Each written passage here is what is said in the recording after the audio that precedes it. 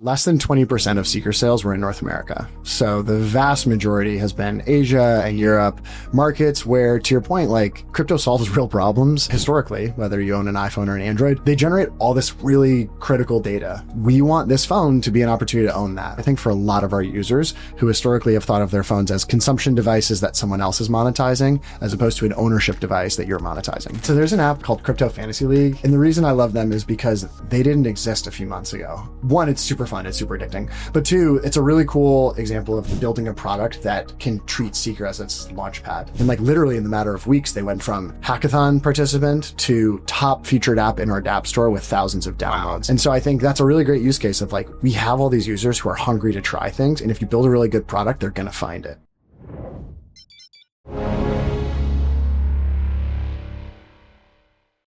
Welcome back to day 3 of Solana Breakpoint conference in Abu Dhabi. And we are joined today by Emmett Hollyer, GM, General Manager of Solana Mobile. Emmett, thank you so much for joining us. How are you doing today? Good, man. Thanks for having me in the glass box. Appreciate it. It's a glass case of emotion. I'm happy to be here with you. Yeah, perfect. So Emmett, let's start, high level. Obviously, the Breakpoint conference, day 3, the vibes have been incredible. The energy has just been absolutely contagious. How are you feeling about the conference, so far? It's amazing. I mean, this is I think it's my 4th Breakpoint. It's really fun to watch the ecosystem kind of go through waves in terms of what is the emphasis, what's the priority, how much does the culture weigh in, how much does the product lead in. I feel like this is the most like realized version of Breakpoint yet, which you would expect given that it's the most recent. But it just feels very professional. It just feels like teams are really seeking product market fit. It's been great. And of course, from my perspective, lots of seekers kind of out in the wild, lots of teams building mobile apps. So it's been super fulfilling. Yeah, that's one of the things I've noticed about this conference. I've been to a couple of other conferences, but this one in particular seems like there's a big emphasis on innovators and builders. And that's who you see here. Those are the booths that you see around. And when you talk to people, they're all kind of working in the Solana ecosystem or just exploring it in general. So it's just fantastic. Yeah. And, obviously from my perspective, running Solana Mobile, we're trying to help. One of the things we're trying to do is help developers find that adoption. And so a lot of the teams who are here who are building products, they want to get to that first 5,000, 10,000, 50,000 users. And because we've sold 150,000 seekers and there's real usage, people are actually using them, they're spending money. It's like a very obvious pairing of teams who are here trying to find product market fit and distribution and what we're providing to them and to our users. So for us, it's like a pretty optimal position to be in. No, absolutely. And we'll definitely dive into the seeker as someone who has a seeker myself. Good. I'm very interested in learning more about it. Great. But before we get into that, I just want to kind of ask you, what are your expectations for crypto in general for 2026 and beyond? Let's get some facts. 37% of you aren't subscribed to this channel. That's almost 4 out of 10 just freeloading the alpha. So come on, hit subscribe and I promise to keep leveling up the show with the best guests and the juiciest insight. Go on, do it now. For 2026, yeah, I think there's going to be a really interesting set of discussions around, especially consumer products going towards like their own chain or their own instance or their own stablecoin. One of the things that's kind of made crypto great is how composable it is. Now you can bring assets and experiences between apps, but a lot of teams are sort of like realizing the more that they own, the better they can optimize the user experience and better optimize their economics. And so I think there's going to be a little bit of natural tension as teams are like starting to fall into owning more of their own product. I don't think it's necessarily at odds with the growth of crypto, but I think it's just going to create some potentially better user experiences, but some larger philosophical conversations about crypto. Yeah, absolutely. So now speaking of crypto, this is the first crypto phone. It's just absolutely just kind of took the market by complete storm. Yeah. Let's talk about it. Why did you guys decide like, let's make a phone on Solana and let's make it a crypto phone? What went behind that? Yeah. So I think for a lot of people, their exposure to crypto is like, I have a Coinbase account and I buy some Bitcoin and I buy some Ethereum and I buy some Solana and that's good enough. But folks like you and I know that the vast majority of the innovation happening in crypto is one level deeper. It's apps, it's self-custody, it's all these great experiences. And if you're a mobile phone user, yes, you can download Coinbase and you can do all those things. But the moment you want to go one step further, it's really hard. It's a pretty lousy user experience. It's like relatively insecure. You're kind of stuck with web-based workarounds. You go to in-app browsers and wallets. And It's just suboptimal. And so if you're a user who really cares, who really wants to use self-custodied apps, your hands are kind of tied. And so we really wanted to solve that problem for our users. We wanted to give them something that didn't feel like they had to compromise, something that gave them security, usability, and access to apps. And for developers, we wanted to solve their distribution woes. You know, they were stuck fighting wars with Apple and Google, and we wanted to give an alternative means for distribution that may not have quite the same scale from an adoption perspective, but is targeting a really spendy, really important audience for those developers. Absolutely. I think just from someone who uses mobile all the time, and as the world is increasingly digital, most people just like kind of live on their phones. They use their phones for everything, 100%. Right? And it just made sense when you guys first dropped this, the Seeker, that it just made sense to me. But it seems like the market didn't really adopt that right away, right? I think the sales weren't as high as I thought they would when they first came out. But then you guys did something that really just everyone was talking about, and that was, the BONK airdrop. So I want to kind of ask you about that strategy that went into that, and like kind of how you guys decided to make that pivot, and what you saw the reaction to that. Yeah, I mean, the total honest truth of that is like, obviously everything takes a little bit of luck, but we never wanted to be like directly trying to incentivize users to come on board. We wanted to work with developers and give them reason to launch. And so there were a bunch of existing teams who maybe shipped an app, maybe it was good, maybe it wasn't, but there were a handful of new teams who were like, okay, we're trying to get to that first level of adoption. Maybe we have a token, maybe we don't. How can we incentivize users to like come try our app? Even with that first, 5,000 Solana Mobile users. And BONK was one of those teams. They saw an opportunity. They were launching a token. They were starting to build some products, and they said, hey, for people who buy this phone, we really want to bring you into our ecosystem. So we're going to give you basically a sign-on bonus when you started to use our app.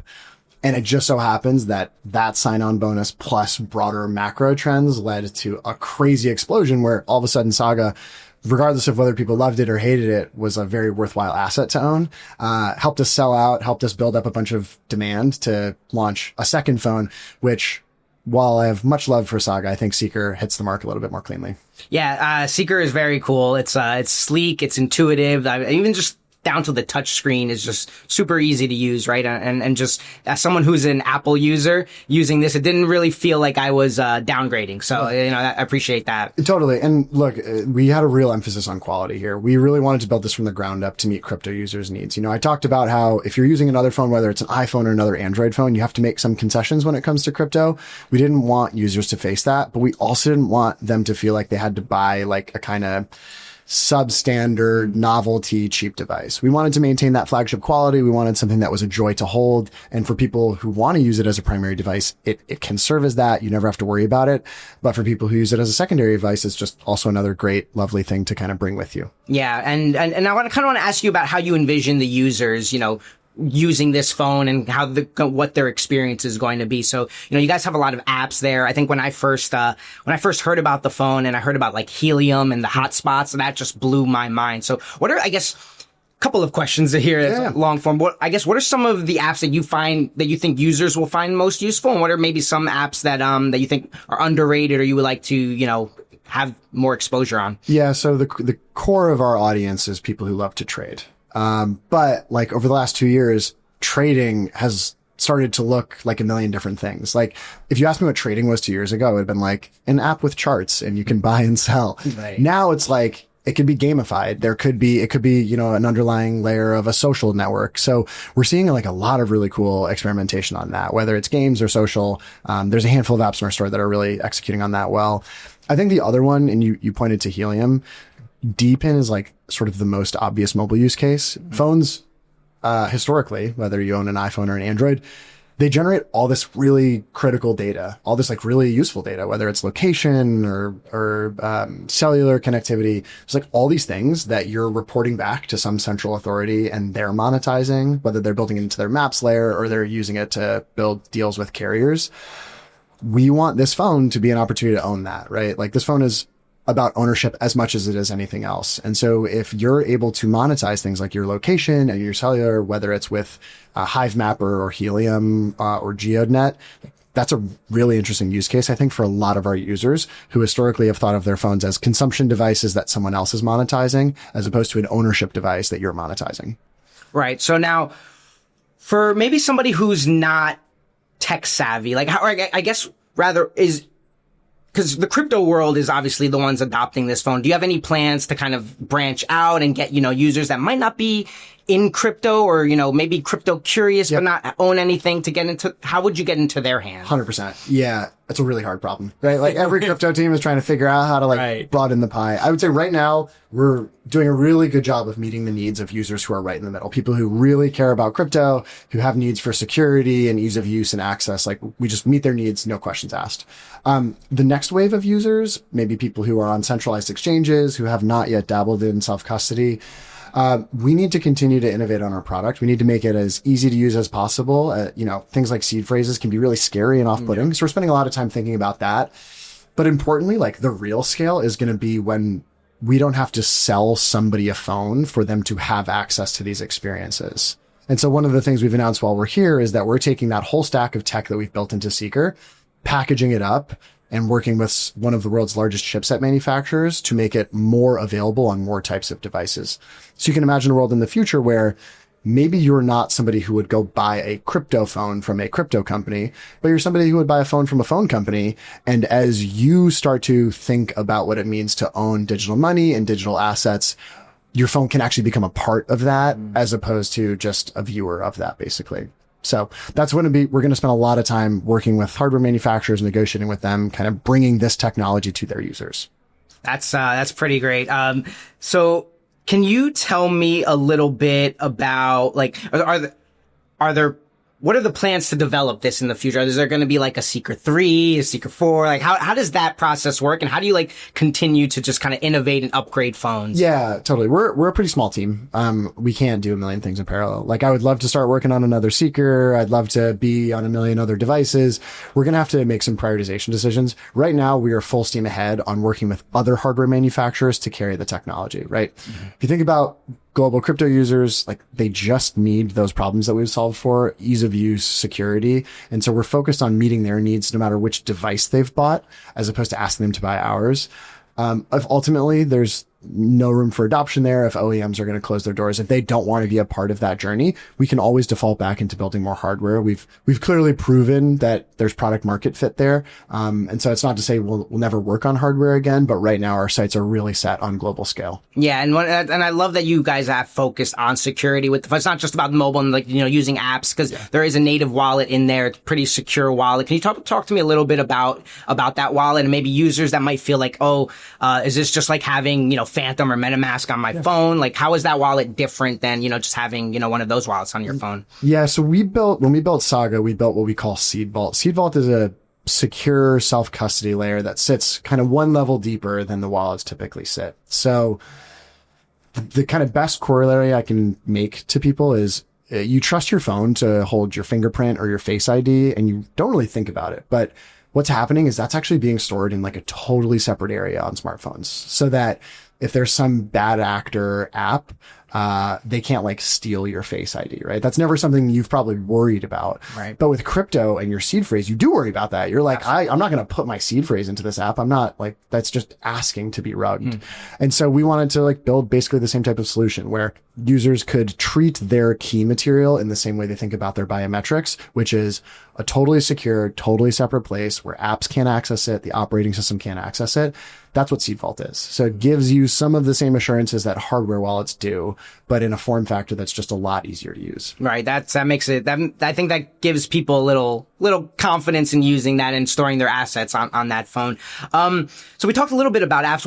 What app do you find yourself maybe using, or what use cases do you find yourself using the most with the Seeker? So there's an app called Crypto Fantasy League, which I've been using a lot. And the reason I love them is because they didn't exist a few months ago. They're one, it's super fun. It's super addicting. But two, it's a really cool example of building a product that can treat Seeker as its launch pad. They joined our first hackathon. They built their first product. They shipped their first product. And literally in the matter of weeks, they went from hackathon participant to top featured app in our App Store with thousands of downloads. Wow. Yeah. But it's because they built a really good product. It just works. It's fun. It's addictive. And so I think that's a really great use case of we have all these users who are hungry to try things. And if you build a really good product, they're going to find it. And that just happens to be one of them. Yeah. There's so many good ones. And I can only, just from being here, I can only see the future for what's going to be built on this. And I kind of want to talk about the Seeker adoption, right? And where you're seeing kind of the most adoption. Just, I guess when I see this phone, I see it really working well, for in emerging markets in particular, where people are always on their phones. Now they have a wallet. They can, make payments really quickly, and, they don't have to worry about storing or their currency. They have all of that on their phone. Where do you see like the adoption right now? Where's the most adoption for the Seeker phone? And where do you see it having the biggest impact? Yeah. So like less than 20% of Seeker sales were in North America. So the vast majority has been Asia and Europe, markets where, to your point, like crypto solves real problems. It's always hard when I'm talking to people based in the US to like make this land or stick for them, because they have access to really great smartphones. Crypto doesn't solve the same set of problems for them that it does for people in emerging markets. And so while this has absolutely been kind of a first step in, frankly, going after degens, people who may have better means, people who want to trade, people who want to like think about crypto and like the more DeFi oriented use cases, we've absolutely built the underlying technology that can make basic access to digital dollars just work really well. And so as we're talking to hardware manufacturers and looking for scale, that's like one of the things we're thinking about is, if you're somebody who lives in an emerging market and your access to digital money is really limited, your banking institutions are not trustworthy, your government's not trustworthy, crypto solves a lot of problems. Right. But if you don't have a way to access it, it doesn't matter. These people don't have laptops. They don't have ledgers. Like, you have to give them something else. And so we're focused on bringing our tech to those phones, because for the vast majority of those users, their only way to the internet is through their phone. And like a household might have one, right? So there's just a huge unlock there to be had, where people can hold money, they can self-custody it, they don't have to trust somebody else, but they can also put that money to work. It doesn't just decay under their sofa. If they want to lend it or earn some yield, we can give them the most basic financial tools to bank the unbanked. Yeah, and that's why I really see it being so powerful in those markets, because it does give them that opportunity to maybe earn in ways that they wouldn't have had before, right? Just like, again, I'm going back to the helium hotspots, just like something as simple as that, right? Totally. So I want to kind of, before we wrap up here and I'll let you go, I want to ask you, like, what are you excited about for Seeker in the future? And then also just Solana as a whole. Like, what excites you when you think about this? Yeah. Seeker as a whole, we're launching a token in January, SKR. So I'm spending a lot of time thinking about that right now. Very excited. Drop there. Yeah. So we're launching a token. The purpose of the token, if you think about crypto more broadly, just to kind of zoom out, like, crypto is really good at solving problems where there's a bunch of disinterested parties, people with separate motivations, and aligning them, right? Like, so an L1 has users and developers, and they rely on validators and consensus mechanisms to like keep everybody in check. We're launching a token because we have a lot of the same effects, right? We have builders who are building applications. We have users who are using applications, and we're going to have hardware manufacturers who are like seeking distribution. And so launching a token gives us a coordination mechanism. It gives us ways to build network effects and loops that keeps everything in check without us having to be the person who sits in the middle, right? If you think about the existing mobile landscape, those are dependent on one party in the middle who says, this app is welcome to come, that app is not welcome to come. This software can run on that phone, it can't run on that phone. And we want to build an open version of that. But if we're in the middle of it, it'll never succeed. Token gives us an opportunity to solve that problem. And so SKR will sort of serve as that coordination mechanism.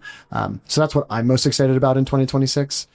For Solana more broadly, I think it's just, we're really at kind of a breaking point, no pun intended, getting where we are, where there's, I think, a lot of apps on the precipice of broadening the circle. Right. Like, I think some people's frustration with crypto is that maybe that circle doesn't feel like it's growing all the time, that the pie is not growing, but there's like real apps that are finding like meeting real user problems, whether it's prediction markets blowing up right now or tokenized assets and real world assets, like having JPMorgan Chase, presenting on stage today. Like there's just very real adoption. And so I'm feeling really confident that Solana is going to be one of the main driving forces that brings crypto into the more mainstream audience. Yeah. After being here, it's really hard to disagree with any of that, right? Emmett, it's been an absolute pleasure having you. Really enlightening. I'm glad that we got to learn more about Seeker and what's coming for it. Thanks again for joining us. Thanks for having me, guys. Of course. Appreciate it. So, you obviously like this video enough that you've got to the end. That's quite a big task. But listen, do me a favour, hit the like and subscribe button, and also check out what video's next, because I think you'll love it. But if you want even more, and when I'm talking more, I'm talking about member-generated ideas, incredible alpha, research, everything there to help you in your journey, just head to realvision.com/join for the best financial intelligence out there and the pure alpha that's within the platform.